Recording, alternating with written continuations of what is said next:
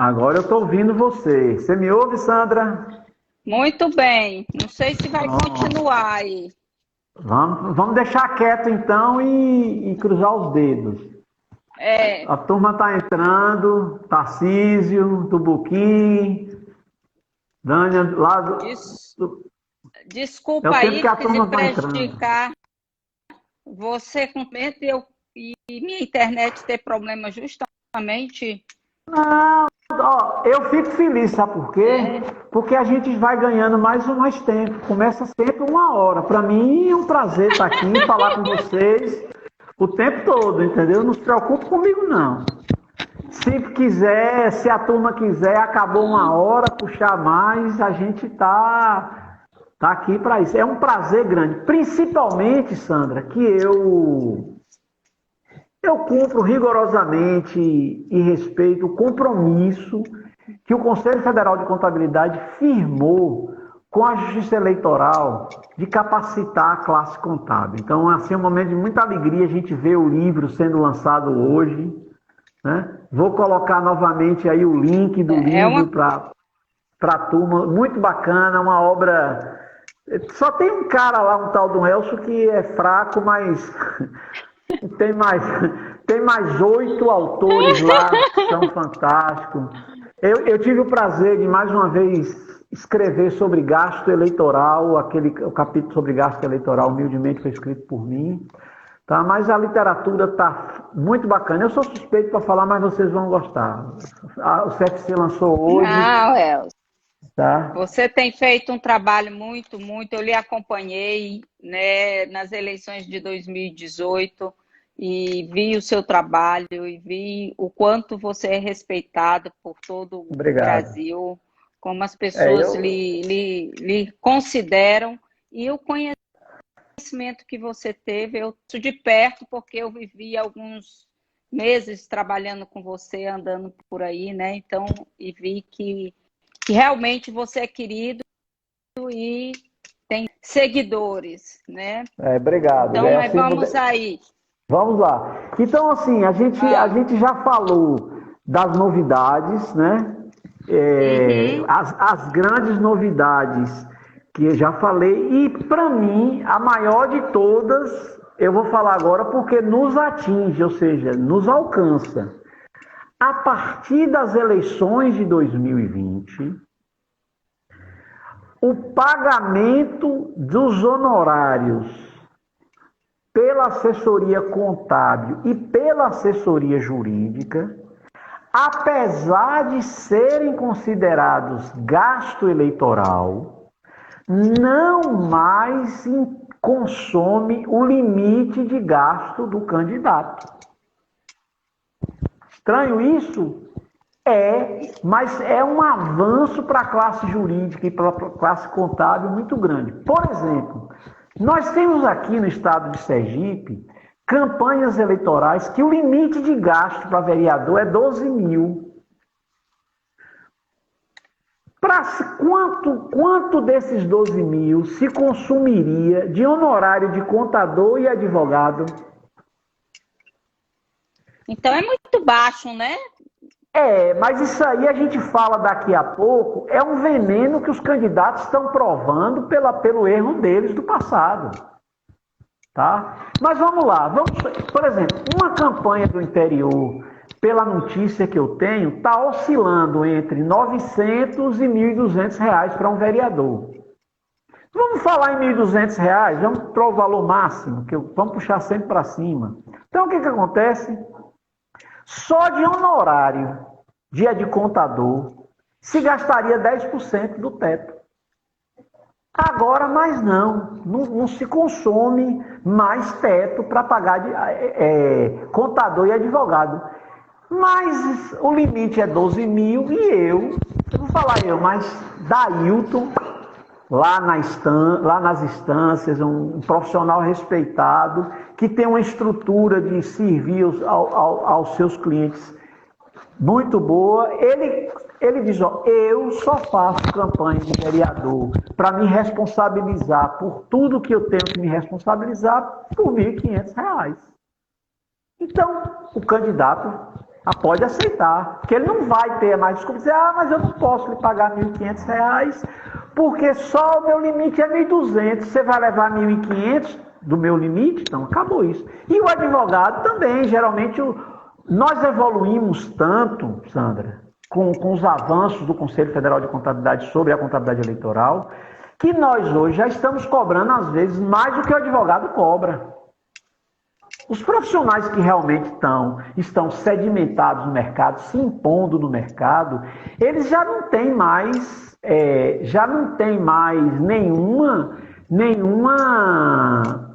nenhuma, vamos dizer assim, medição para dizer que o advogado é mais importante do que ele. Não. Nós conquistamos o nosso espaço sem comparativo algum e nós podemos cobrar um preço justo pelo nosso trabalho e pela responsabilidade que assumimos durante 48 dias em média de campanha para fazer contabilidade eleitoral. O que eu chamo a atenção de todos é que nós fazemos contabilidade eleitoral, nós não fazemos prestação de contas. Prestação de contas eleitoral são consequentes da contabilidade eleitoral. Então a grande novidade é essa. Os honorários de contador e advogado não mais compõem o limite de gasto. É gasto eleitoral? É. Mas, só para se ter uma ideia, seria mais ou menos como aquilo da gente fechar o ALU, o livro de apuração do lucro real, que a gente faz a DRE, depois vai para um livro à parte, que a Receita Federal impunha, né? E vai expurgar as despesas não dedutíveis para o lucro real. Então, dentro dessa linha de pensamento, a despesa do advogado e a despesa do contador seria expurgado do lucro real da campanha. Só para ter um parâmetro. Mas o melhor não é só isso, não. Tem mais. Agora, então conte aí. Conte. É porque eu fico feliz demais com isso. A partir das eleições de 2020, o gasto com contador e advogado não entra mais no gasto, no limite eleitoral e qualquer pessoa pode pagar por esses honorários. Sem limite de idade. Não precisa sair.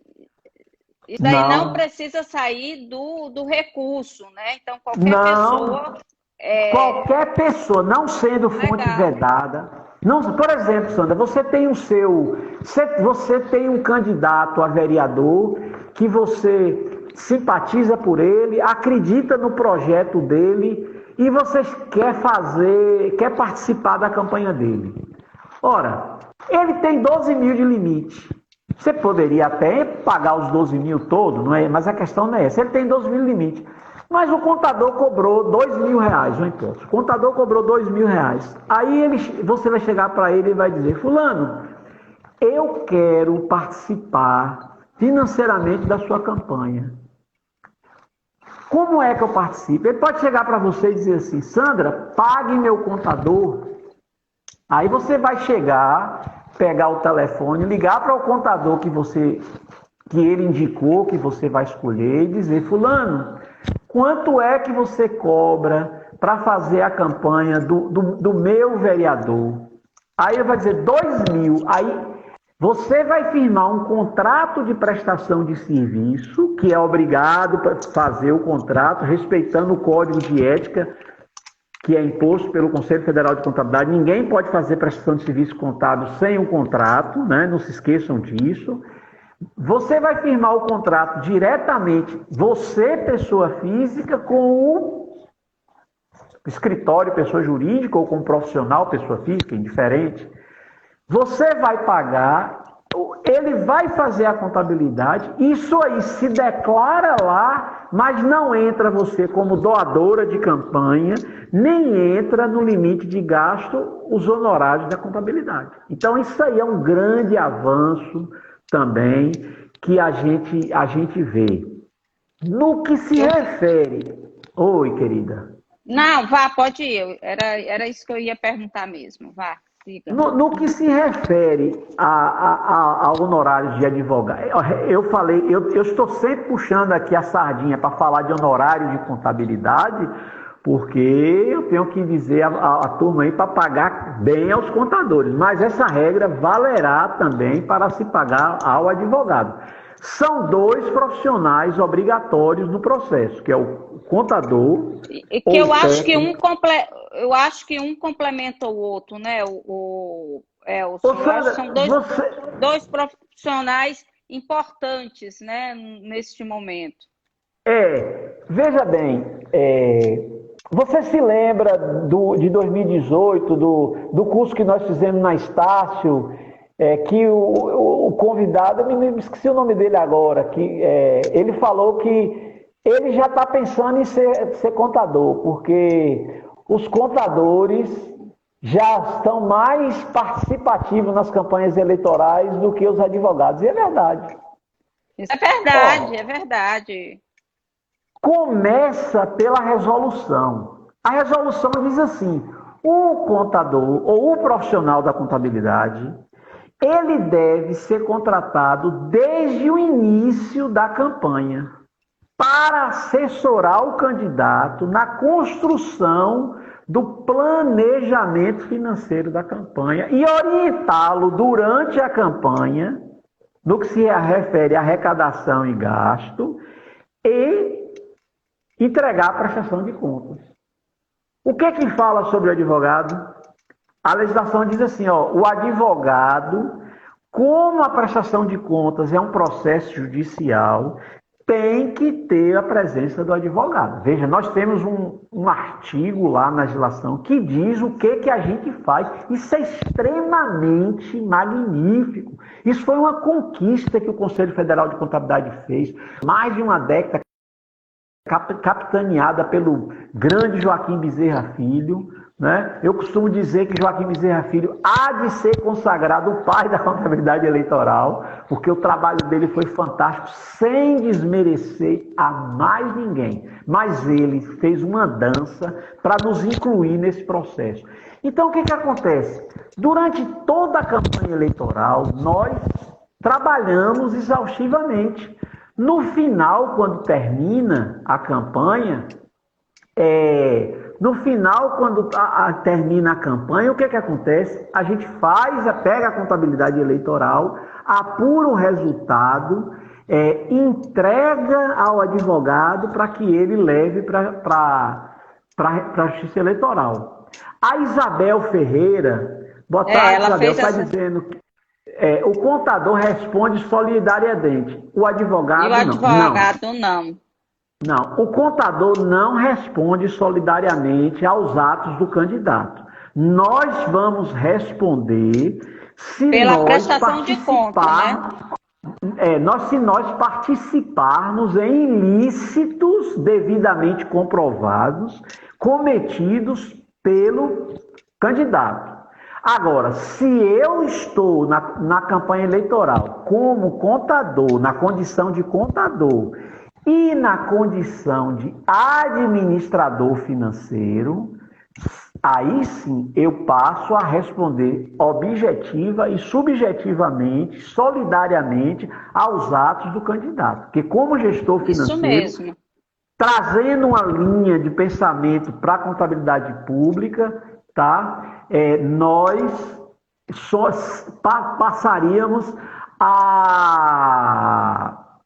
passaríamos a ser ordenadores da despesa eleitoral. Aproveitando aqui, tem mais uma observação aqui do... Tem aqui, não sei o que, Mullert, ele está dizendo assim, esse pagamento não será obrigado a declarar no imposto de renda. O pagamento, veja bem, são duas coisas distintas. O pagamento não é não? O pagamento poderá ser lançado lá pela pessoa física, do doador na condição de contratante, dizer, eu contratei fulano, fiz um contrato com fulano de 2.000 lá nos pagamentos efetuados. Agora, eu entendo que há de se lançar também como doação a alguém, está doando. tá? É uma coisa... É o Alexandre, tá? O nome da pessoa é Lanche. Alexandre. Aí o que acontece, Alexandre? O que a gente vai saber ainda? Porque isso é muito novo, né? Se isso aí vai ser, talvez pelo valor, né? Se isso aí vai ser considerado como doação, se vai ter ITD, CDM, isso aí são coisas que ainda serão novas e não há julgado. Agora, eu entendo que talvez haja a necessidade de se declarar, sim, esse pagamento efetuado, mesmo que ele não seja dedutível, né? Porque não é dedutível, mas dentro do princípio que você tem a obrigação de informar pagamentos que você faz a terceiros, né? Aluguel, médicos, advogados, talvez seja. Acho que vai ser mas só como livro caixa, não é isso? Acho que como ele não é dedutível, seja mais como livro caixa. Muito provavelmente sim, tá? Então, com relação às grandes novidades, tem isso. Sobre limites e sublimites, tá? O que aconteceu? Até as eleições de 2014, cada partido criava seu limite de gasto. Dizia, eu vou gastar 200 mil para vereador, eu vou gastar 1 milhão para prefeito. Porque a legislação dizia, enquanto não houver uma normatização, enquanto a Justiça Eleitoral não determinar, enquanto o Congresso não votar uma lei específica para isso, a Justiça Eleitoral diz como vai fazer. E aí a Justiça Eleitoral ficou dizendo, os partidos se resolvam, não vamos meter nisso aí não, isso aí... Mas chegou na eleição de 2014, a Justiça Eleitoral chegou e disse o seguinte, acabou a festa. Agora ninguém não vai ser cada qual dizendo quanto é que vai gastar, não. Agora mudou. Aí alguém teve uma ideia brilhante, Santa Elvira. Alguém chegou e disse assim, e como é que vai ser? Aí disse, vamos fazer o seguinte, nós vamos pegar quanto cada vereador e quanto cada prefeito gastou nas eleições de 2014. Tá? Vamos fazer uma média. Não fez média, não. Foi generosa. A Justiça Eleitoral foi generosa. Assim, nós vamos botar aí o valor do cabo que mais gastou. E botou. Atualizou pelo IPCA e botou lá. Tome. Para você ter uma ideia. Aracaju, por exemplo, que tem o colégio eleitoral que tem a quantidade, a dimensão que tem de uma campanha eleitoral. O limite para prefeito é 1,5 milhão. Japaratuba é 450 mil. Tem paridade nisso? Pois é, porque é um município pequeno, né? Quantos... Aí a pergunta que não quer calar. Esse valor de Japaratuba hoje satisfaz a necessidade que um candidato a prefeito de Japaratuba tem para gastar. Mas vamos falar, quem é maior, Japaratuba ou Itabaiana? Itabaiana. Itabaiana, Itabaiana, se não me falha a memória, é 200 e poucos mil reais. Não tem noção, não tem, é uma coisa totalmente descabível, né? Que não, aí não você tem pega, por uma exemplo, regra. Olha, Sandra, você pega uma eleição para vereador que só pode gastar 12 mil reais, só o carro dele aqui consome sabe quanto? Uns 2.500. Aí sobra 9.500 reais para ele contratar pessoas, fazer material de campanha. Mas isso para um candidato não é para todo, vai conforme o partido, não é isso? Não, isso vai para todo mundo. Todo mundo. Na cidade que for 12 mil reais, salvo engano, Pirambu é 12 mil reais. Todos os partidos, todos os candidatos a vereador só poderão gastar R$ 12.000. Por exemplo, quantas pessoas ele vai poder contratar com R$ 12.000 para trabalhar na campanha dele? Para distribuir santinho, para segurar a bandeira? Eu acho que o mínimo possível, né? Porque o limite de gasto não permite a ele fazer mais do que isso. Então, assim, aí todo mundo dizia, não, eu gastei muito, é um absurdo. Quando caiu a real, vai dizer, esse dinheiro não dá para fazer a campanha. Eu acredito que nos próximos anos, nas próximas eleições, a Justiça Eleitoral vai precisar readequar esses números. Porque se você analisar que em 8 anos o IPCA não acompanhou muito aí os gastos. Por exemplo, nós tivemos aí uma elevação do dólar muito grande e algumas coisas,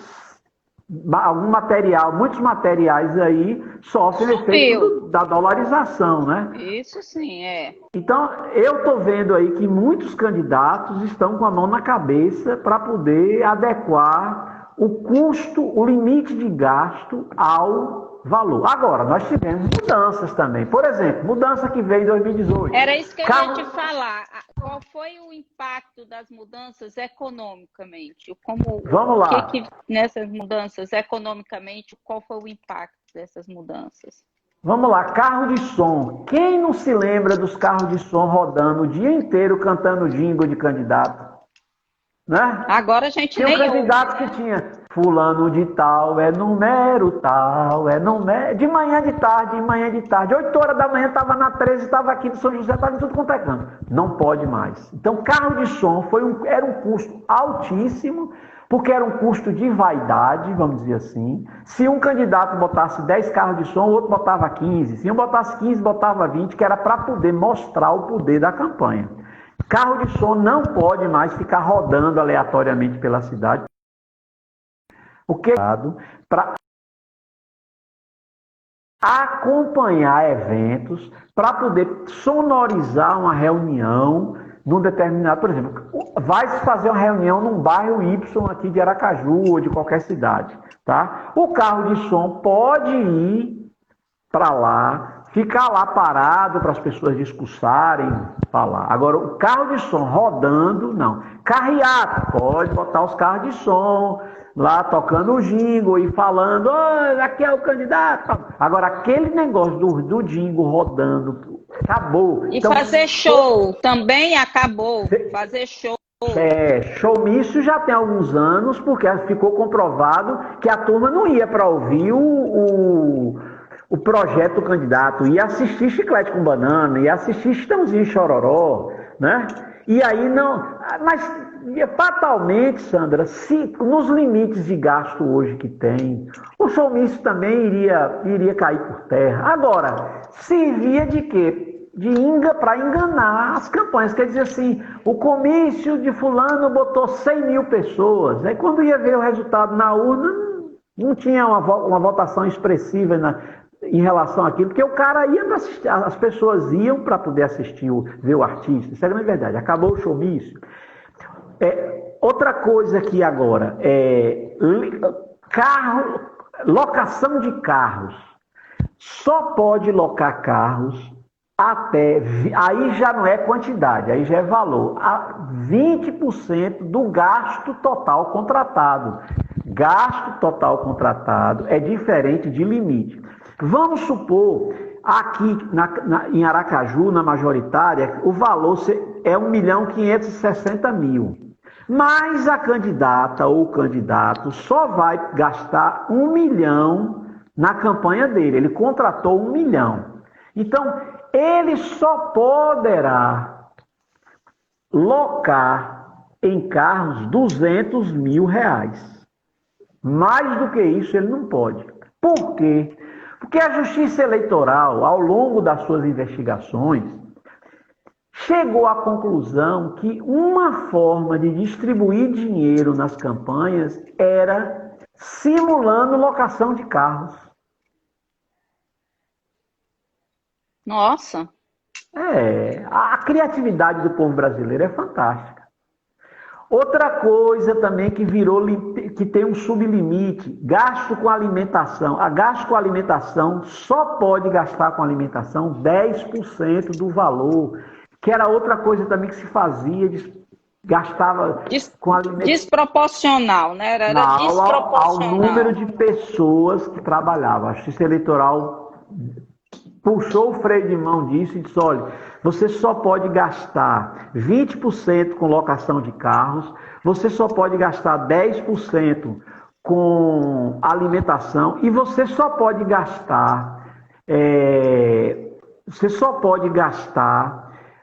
contratar um número limitado de pessoas.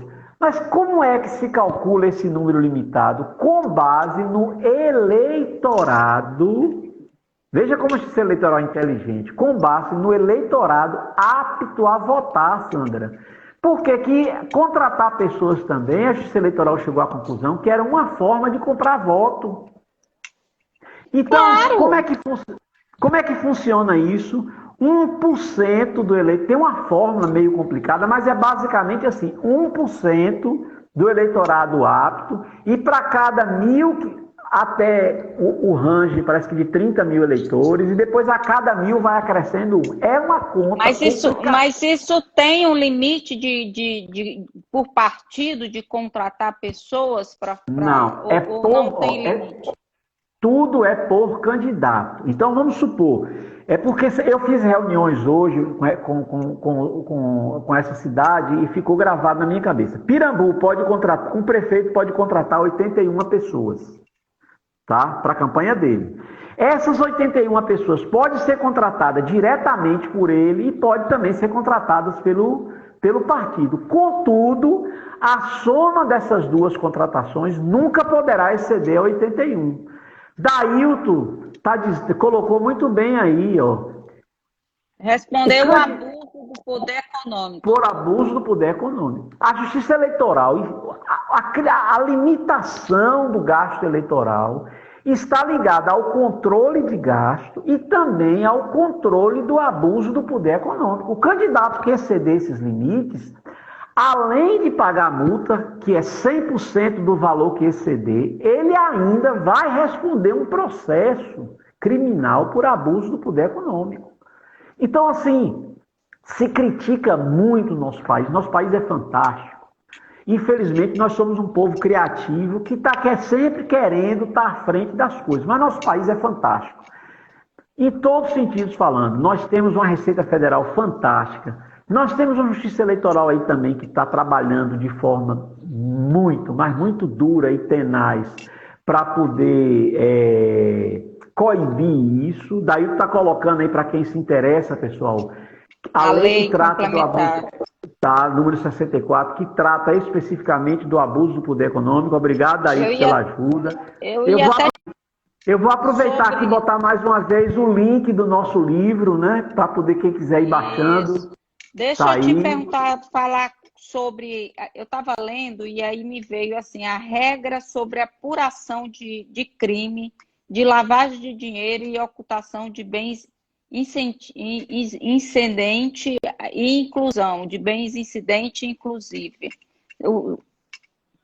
O que é isso? Quando ele fala de regra de apuração de crimes, de lavagem de dinheiro e ocultação de bens de incidentes e exclusivos em contas bancárias. Vamos falar aqui nas eleições de uma forma de lavar dinheiro. Simulação de doação. O candidato tem o dinheiro. Vamos falar aí. Inclusive a legislação agora já prevê isso, né? Tem um artigo na 2367 que fala disso. Vamos lá. O candidato, ele tem o dinheiro para custear a campanha dele. Mas ele só pode doar 10% do valor. E os outros 90% ele não pode botar na campanha. Aí o que é que faz? Ele simula doadores. Ele pega, sei lá, vamos supor que a campanha dele, já respondo já Alexandre daqui a pouco. Arranja 20 amigos, entrega o dinheiro a esses amigos e esses amigos vão lá e Bota o dinheiro na campanha dele. Então, isso é uma forma de lavar dinheiro, ou oficial ou extraoficial. Então, a Justiça Eleitoral hoje, junto com o COAF, junto com a Receita Federal, tem os instrumentos hoje de rastrear isso, de onde vem esse dinheiro. Primeira regra, ninguém pode doar dinheiro vivo a ninguém, é tudo via banco. Então, como é que do nada eu apareço com um dinheiro vivo, deposito na minha conta e vou doar para a candidata Sandra Elvira? Isso não existe. As pessoas que fazem isso é de uma inocência muito grande. Tem um limite aí de R$ 1.064,09 por dia, mas isso é muito pequeno para se fazer isso. Tem uma novidade, tem uma novidade, Sandra, e também o financiamento das campanhas pelas as famosas vaquinhas, né? O crowdfunding, como chama. Isso aí, ó, isso é um modelo importado americano, né? Para poder atrair, mas nós estamos alguns financiamento de campanha por ideologia. Alguns partidos mais estruturados têm uma militância política ideológica congregada que pode até colaborar financeiramente. Mas tem-se notícia no Brasil afora de que houve simulação de crowdfunding. Mas não tem jeito, pessoal. A Justiça Eleitoral vai fazer o rastreamento e vai pegar, e aí vai imputar no nosso país um procedimento sério para as eleições. Vai demorar? Vai acontecer, mas o que importa é que aconteça, entendeu? Então, a lavagem de dinheiro na eleição, ela está sendo vigiada. Uma outra grande novidade, só pode pagar agora quando se estiver utilizando cheque nominal e cruzado, ou seja, se o cheque, esse cheque é do beneficiário do cheque, é uma grande novidade.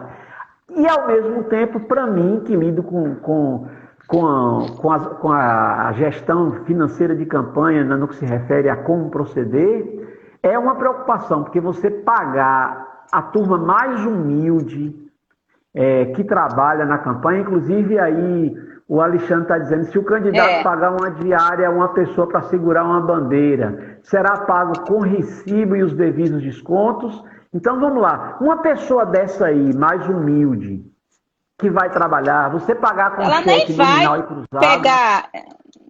É complicado, mas aí é que entra, Sandra, é que vai entrar o profissional da contabilidade experiente para orientar o candidato. Você vai fazer isso, isso e isso. Tenho certeza que Dailton aí, outros profissionais que já têm a experiência, já está se mobilizando nas suas criatividades para orientar seus clientes. Porque todos os pagamentos têm que ser com cheque nominal à pessoa. Como é que cheque nominal cruzado ou transferência bancária. Então, fatalmente, todo prestador de serviço ou todo fornecedor de bem e serviço para as campanhas eleitorais terão a obrigação de ter uma conta bancária para poder receber pelo fruto do seu trabalho ou do seu fornecimento. Isso aí é fato.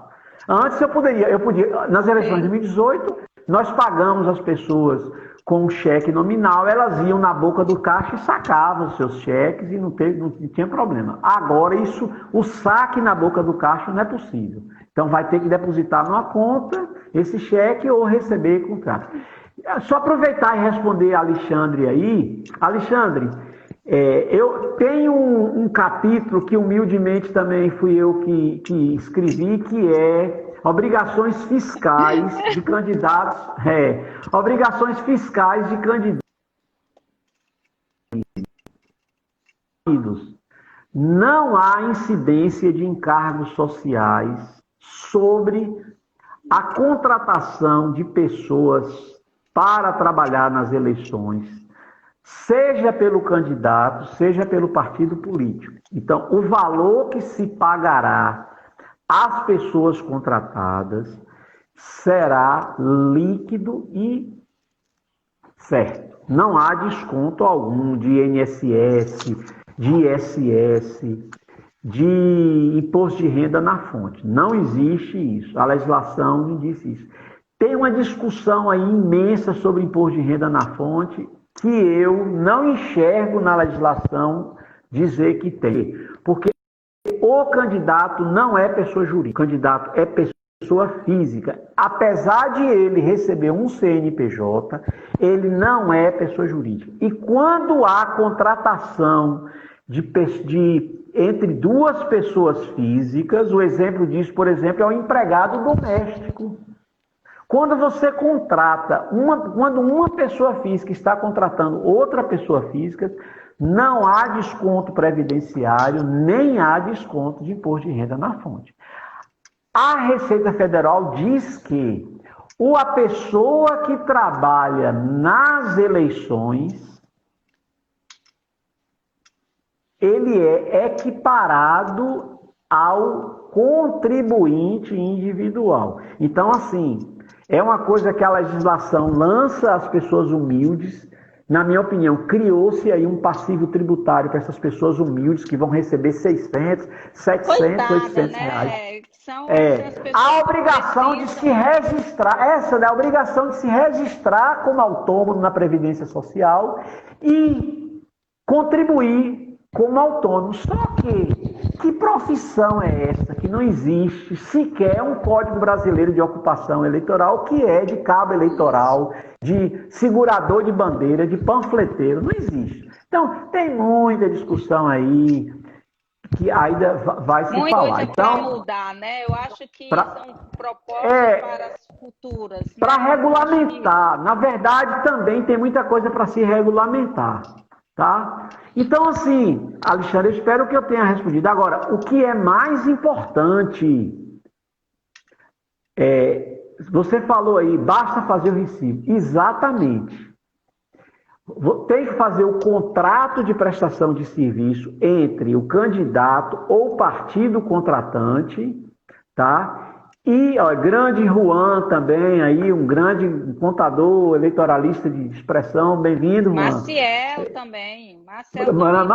Maciel, vereador do Buquim. Vereador do Buquim, vereador Maciel, prazer. Já tive o prazer de conviver com ele quando trabalhei no município do Buquim. Prazer vê-lo aí. Tá vendo como o seu conhecimento aí, como é grande, né? Mas a academia também, a academia também é prestigiada. Com tanta transtorno no começo, mas aí, o pessoal estão aí firme e forte, querendo saber mais. Verdade. Então, assim, o que precisa se fazer é firmar o contrato, que eu já falei antes, eu vou repetir, o contrato tem que ter a qualificação mínima imposta pelo Código Civil, tem que ter a carga horária a ser trabalhada, tem que ter as atividades que a pessoa vai desenvolver, tem tudo que ter né?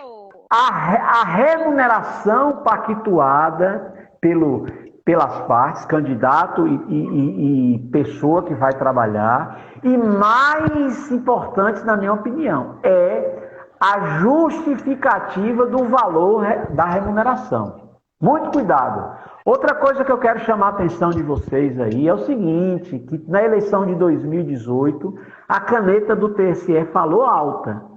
Nepotismo nas eleições com dinheiro público. Lembrem-se que fundo especial de campanha é um recurso público e tem que ser tratado como tal. Então, eu vou pegar meu filho e botar como coordenador da minha campanha para ganhar X mil. A Justiça Eleitoral não vê isso como bom.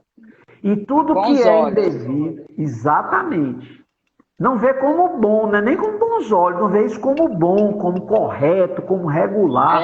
A Justiça Eleitoral vê isso como indício de distribuição de recurso público, favorecimento de pessoas com dinheiro público. Então, cuidado com os clientes aí de vocês na hora de contratar. Muito cuidado com a questão de parente.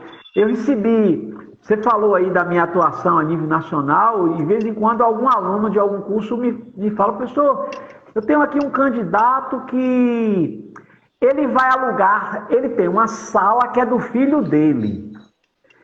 Ele pode alugar essa sala e pagar com fundo especial de financiamento de campanha, com fundo partidário. Eu digo, olha, eu não faria. Primeiro, essa sala para ser comitê eleitoral é cabível? Porque você tem que ter um consenso, né? Não, mas começa o seguinte, Sandra, ó. Você, uma hipótese, você é candidata a prefeita. Você vai botar um comitê eleitoral no edifício Paulo Figueiredo? Não, porque não cabe, não tem sentido, não faz. Mas não tem lógica, porque o comitê de campanha, inclusive, é um demonstrativo de poder da campanha, um demonstrativo de propaganda. E aí você pega, Sandra, contrata um escritório, uma sala para ser o seu comitê eleitoral e ainda essa sala pertence a seu filho, à empresa de seu filho. Imagine se isso não vai dar problema. Com certeza vai dar. Então, aí é que fala alto e faz diferença o profissional da contabilidade que estuda diariamente, que participa de eleição, que vivencia. E eu vejo ali que o profissional da contabilidade ele está tão atualizado que eu faço parte daquele grupo que vocês, né, criaram. Né? É o Grupo Nacional de Contabilidade Eleitoral, tem contadores do Brasil inteiro. Né? E eu vejo que as pessoas sempre aprendendo, sempre perguntando. Então, a gente vê que as pessoas estão realmente se qualificando, né? Estão procurando aprender. Né, que tem pessoas brilhantes naquele grupo, né? Primeiro, vamos dizer assim, os últimos 18 membros da Comissão de Contabilidade Eleitoral estão lá, porque em 2016 teve um grupo, em 2018 teve outro, e agora em 2020 temos outro grupo, porque o CFC está sempre renovando seus membros para oxigenar. Humildemente, eu estou já há 3 eleições no grupo. Você é modesto, viu? Você é modesto. Não, mas, Sandra, analise, ó. Nós somos 560 mil profissionais de contabilidade. Eu estou entre os 9 escolhidos. Eu tenho que ser muito humilde para reconhecer que eu estou ali, em algum momento, eu vou precisar... História, né, Elcio? É uma história que você vem se qualificando, vem trabalhando há tantos anos militando dentro dessa área, né? Que eu acho que é uma área que é restrita. Eu acho que não é uma área para qualquer profissional, porque eu acho que são coisas que cada um no seu canto. E eu falo muito que a parte eleitoral são pessoas que estão estudando, são estudiosas para aquilo, e você está lá no federal, não é por acaso, né? Então, muito obrigado. Vem contribuindo, né, com a classe no Brasil inteiro e em Sergipe, né? Que é onde o seu reduto, né? Literalmente é aqui. Muito obrigado. Foi uma honra muito grande participar do curso com a Fundação Brasileira aqui em Sergipe, né? Inclusive, tivemos um público recorde aqui, né? Porque assim, Sandra, você falou uma coisa aí, eu fiquei fascinado com o título que a Academia Sergipana de Ciências Contábeis deu, Oportunidades e Desafios. Vamos falar um pouquinho disso, né?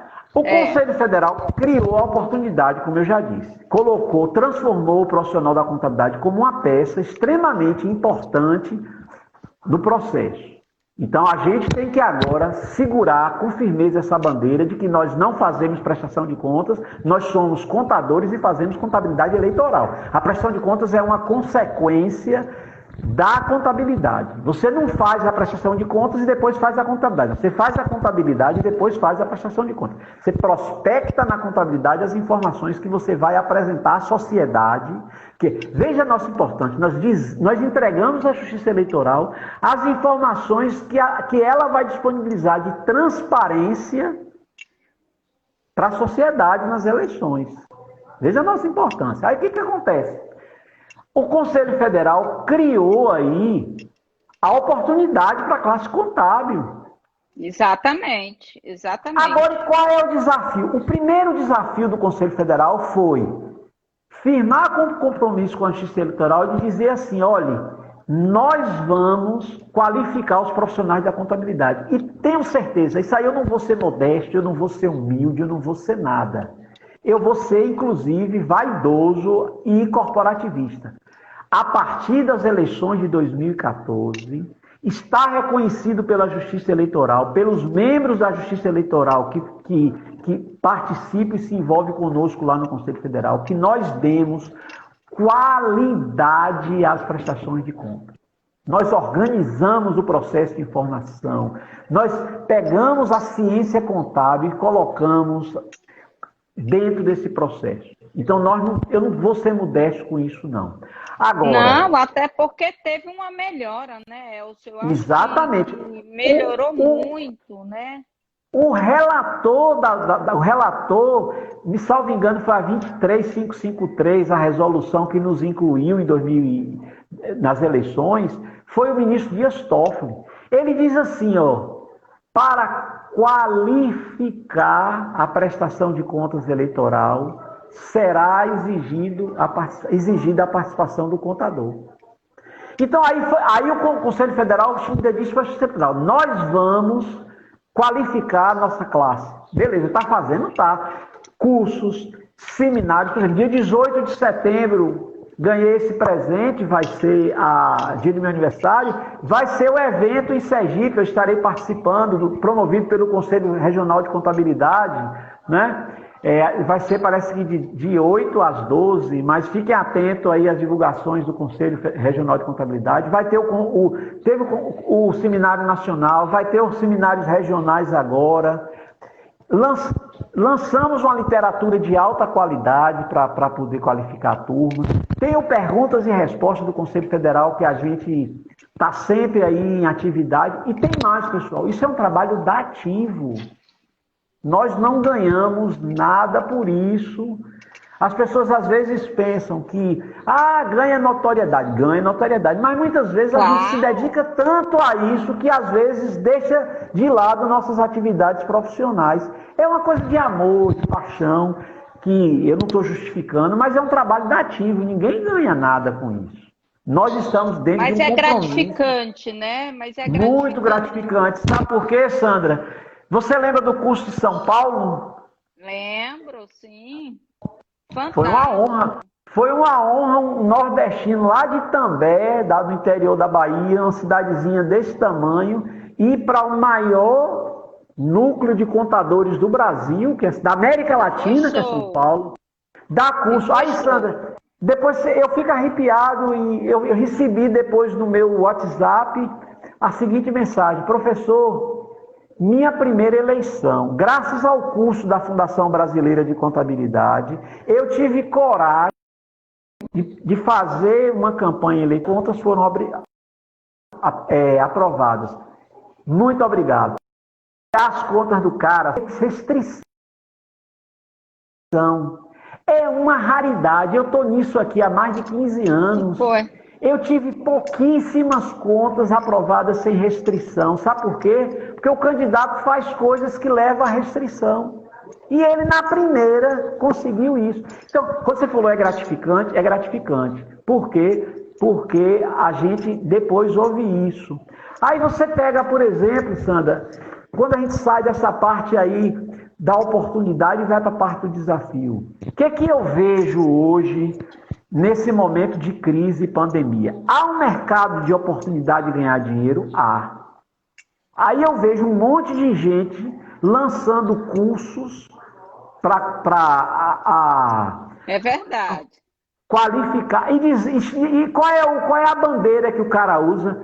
Você terá uma grande oportunidade de ganhar dinheiro. Pessoal, o desafio não é ganhar dinheiro. O desafio é você estar apto a prestar serviço de contabilidade eleitoral. Sandra disse muito bem aí, não se compara a nenhum segmento da contabilidade, vamos dizer assim, do dia a dia, do normal. Não se compara com contabilidade pública, não se compara com contabilidade comercial, bancária, gerencial, societária, é completamente diferente. E outra coisa, tem detalhes. Eu acho que é muito complexo. Então, assim, Elcio, você tá desincentivando a turma? Não, tô não. É uma Venham. coisa séria, né? É porque é séria. Nós temos um mercado fantástico, só para vocês terem ideia, somente do Fundo Especial de Financiamento de Campanha vai irrigar as eleições em 2 bilhões e 600 milhões de reais. Então imagine quantos por cento os contadores poderão ganhar isso. Agora, nós estamos diante de uma oportunidade. E se a gente ficar jogando essa oportunidade no chão e cobrando 100 mil réis por uma responsabilidade dessa, você está vindo para cá se queimar. Porque isso é verdade. Nós temos, acima de tudo, que ter consciência da nossa importância e saber valorizar. Então, o desafio é a autovalorização profissional e a capacitação para poder não prejudicar a vida de nenhum candidato. Eu não me lembro quem foi que disse, acho que foi a Isabel, a responsabilidade solidária. Imagine, Isabel. Imagine, Isabel, se o profissional da contabilidade for cometer impropriedades durante a elaboração da contabilidade eleitoral e isso impedir que um candidato eleito tome posse do seu mandato. Imagine se ele vai deixar isso barato ou se ele vai entrar com uma ação civil de reparação de danos. Eu acho que vai sim. Verdade. Olha, Sandra, acabou de entrar aí o grande professor Diogo Duarte. Uma honra ter mandando um abraço aqui para você aí. Duarte é um grande professor aí da área de contabilidade pública, um especialista em patrimônio público. Eu sou um seguidor dele nessa área aí. Obrigado, professor, pela participação. Elcio, estamos chegando no final aqui, né? Pronto. Ter alguma pergunta aí mais da turma que queira fazer? Eu queria saber, Elcio, qual é o prazo final da prestação de conta eleitoral? Pronto. Nós temos vários tipos de prestações de contas. Exato. Nós temos a prestação de contas que eu chamo de diária. Toda vez que há ingresso de recurso financeiro, ou seja, dinheiro na campanha, nós temos 72 horas para comunicar isso à Justiça Eleitoral. Só que, quando você envia um relatório financeiro, você já manda também a despesa junto, porque a despesa tem que estar lançada pela data da contratação. Tá? Isso é uma questão.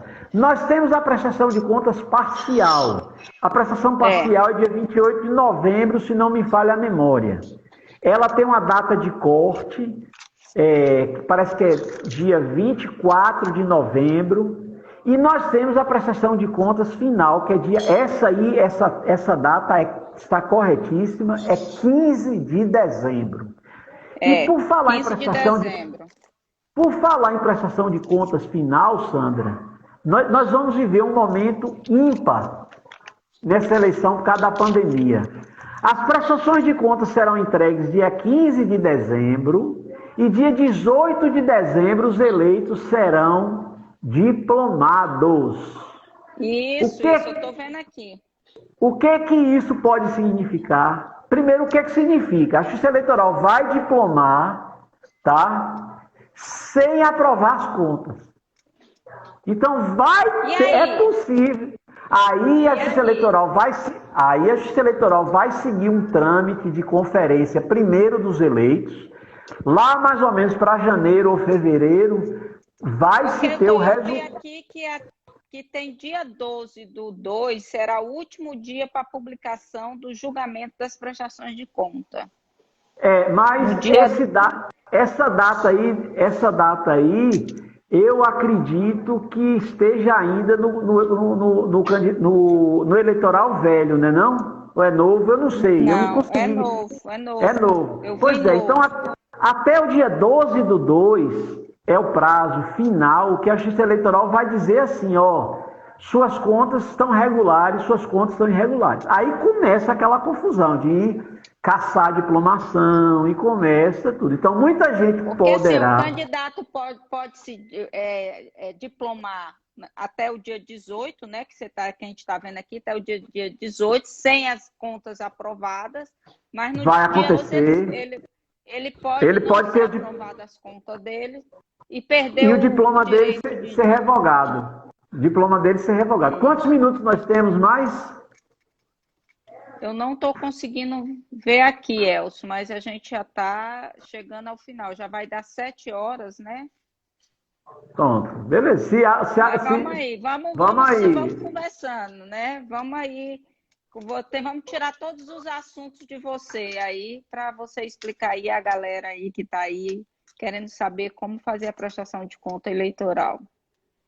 Pronto, vamos falar de como é feita a contabilidade eleitoral. A contabilidade eleitoral ela é feita em um sistema específico que é o Sistema de Prestações de Contas Eleitoral, que recebe a sigla de SPCE. O SPCE já está no site da Justiça Eleitoral, é um sistema único, ninguém pode utilizar outro diferente dele. Ponto. Quando eu falo que a gente faz contabilidade eleitoral, a gente, quando está lançando atos e fatos lá, a gente está seguindo os princípios da contabilidade. A gente segue o princípio da competência, o registro tem que ser feito pela data da contratação, não pela data do pagamento. Tá? A gente segue o princípio do valor histórico, a gente segue, Sandra, as regras das normas brasileiras de contabilidade para o lançamento, que são o quê? Uma conta a débito, uma conta a crédito, uma data do ato, um histórico e um valor. Está tudo lá. Às vezes a gente não enxerga porque a informática minimizou muito o nosso trabalho.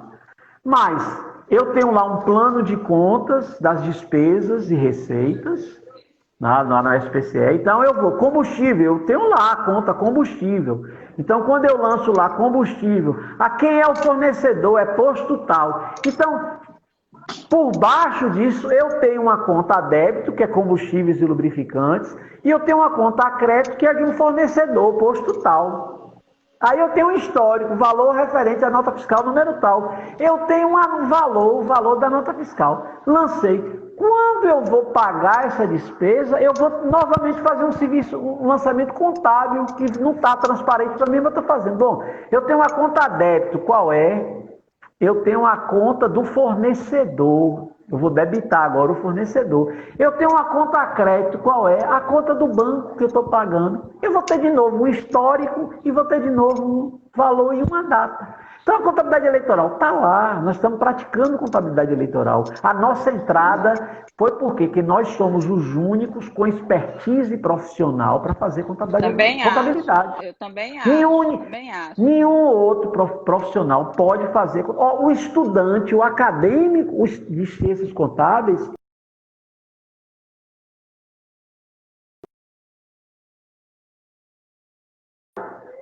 então, assim, nós temos aí uma coisa gigante. Então, a contabilidade eleitoral é feita no sistema de contabilidade com plano de contas, com formas de lançamento e tudo mais. Então, é uma regra. Fazemos contabilidade eleitoral, não fazemos prestação de contas. Outra regra, nós temos que respeitar a nossa condição de profissionais da contabilidade. Tá? E